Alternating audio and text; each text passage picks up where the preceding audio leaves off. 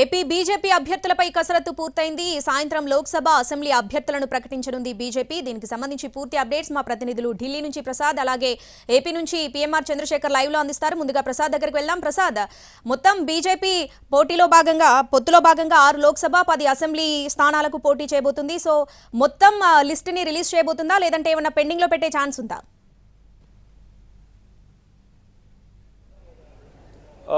రెండు మూడు అసెంబ్లీ స్థానాలకు సంబంధించి ఇంకా కొద్ది మేరకు స్పష్టత రావాల్సి ఉంది. మొత్తంగా మాత్రం 6 లోక్సభ స్థానాల్లో బీజేపీ పోటీ చేయటం, అదేవిధంగా 10 అసెంబ్లీ స్థానాల్లో పోటీ చేసేందుకు అన్ని పార్టీల మధ్య ఒక సఖ్యత కుదిరింది, ఒక ఒప్పందం కూడా కుదిరింది. దీనికి సంబంధించి చివరి వరకు కూడా, అంటే రోజుల తరబడి దీనిపై చర్చోపచర్చలు జరిగాయి. ఏ స్థానాలు ఉండాలి, అదేవిధంగా ఏ స్థానాల్లో ఏ అభ్యర్థులు ఎవరు పోటీ చేయాలనే అంశంపైనే సుదీర్ఘంగా చర్చలు జరిగాయి. మొత్తంగా చూసుకున్నట్టయితే అంతిమంగా తీసుకున్న నిర్ణయం మేరకు వైఎస్ చౌదరి ఇప్పటివరకు కూడా కేంద్రంలో ఆంధ్రప్రదేశ్లో టీడీపీ ప్రభుత్వం ఉన్నప్పుడు, ఆ తర్వాత టీడీపీ నుంచి బీజేపీలో చేరిన తర్వాత చాలా క్రియాశీలకంగా రాష్ట్రానికి రావాల్సినటువంటి బకాయిలు కానీ ఇతరత్ర నిధుల సమకూర్చే విషయంలో కీలక పాత్ర పోషించారు ఢిల్లీలో. అయితే ఈసారి రాష్ట్రంలో క్రియాశీలకంగా ఉండాలని చెప్పి బీజేపీ అధిష్టానం నిర్ణయం తీసుకుంది. ఆ మేరకు ఆయన ఆదేశించింది. విశాఖపట్నం, విజయవాడ కానీ లేకపోతే కైకలూరు అసెంబ్లీ స్థానం నుంచి పోటీ చేయాలని చెప్పి కూడా ఆదేశాలు జారీ చేయడంతో ఆయన ఒప్పుకున్నారు.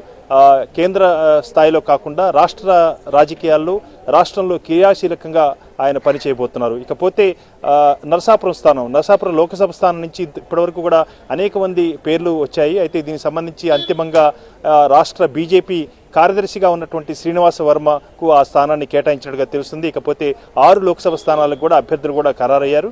రాజమండ్రి నుంచి బీజేపీ రాష్ట్ర అధ్యక్షురాలుగా ఉన్నటువంటి పురంధరేశ్వరి, అదేవిధంగా రాజంపేట నుంచి మాజీ సీఎం కిరణ్ కుమార్ రెడ్డి, తిరుపతి నుంచి మాజీ ఐఏఎస్ అధికారి, గతంలో తమిళనాడు చీఫ్ సెక్రటరీగా పనిచేసినటువంటి వరప్రసాద్, ఇప్పుడు ప్రస్తుతం గూడూరు వైఎస్ఆర్ కాంగ్రెస్ పార్టీ ఎమ్మెల్యేగా ఉన్నారు. గతంలో వైఎస్ఆర్ కాంగ్రెస్ పార్టీ ఎంపీగా కూడా పనిచేశారు. వరప్రసాద్ కొద్ది నిమిషాల క్రితమే బీజేపీలో చేరడం చెందింది. ఆయన్ని తిరుపతి నుంచి బీజేపీ అభ్యర్థిగా రంగంలో దించబోతుంది బీజేపీ.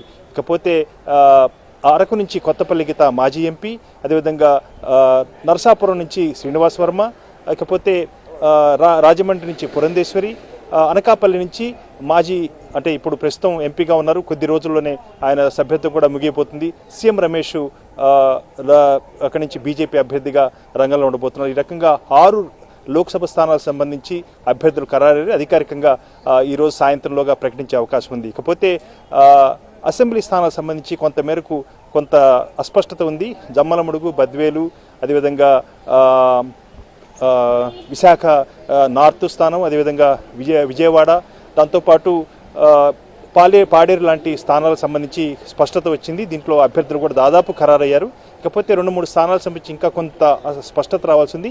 దీనికి సంబంధించి కూడా సాయంత్రం వరకు కూడా ఒక నిర్ణయం తీసుకొని అధికారికంగా అసెంబ్లీ అభ్యర్థులను కూడా బీజేపీ ఆంధ్రప్రదేశ్ నుంచి పోటీ చేసే అభ్యర్థులు ఎవరన్న అంశంపై ఒక స్పష్టత ఇచ్చే అవకాశం ఉంది.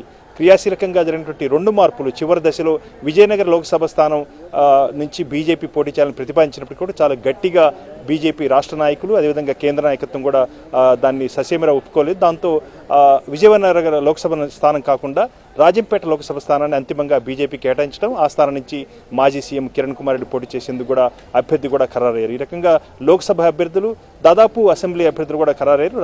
సాయంత్రం లోపుగా ఎప్పుడైనా కానీ బీజేపీ అధికారికంగా దీనికి సంబంధించి అధికారికంగా ప్రకటన జారీ చేసే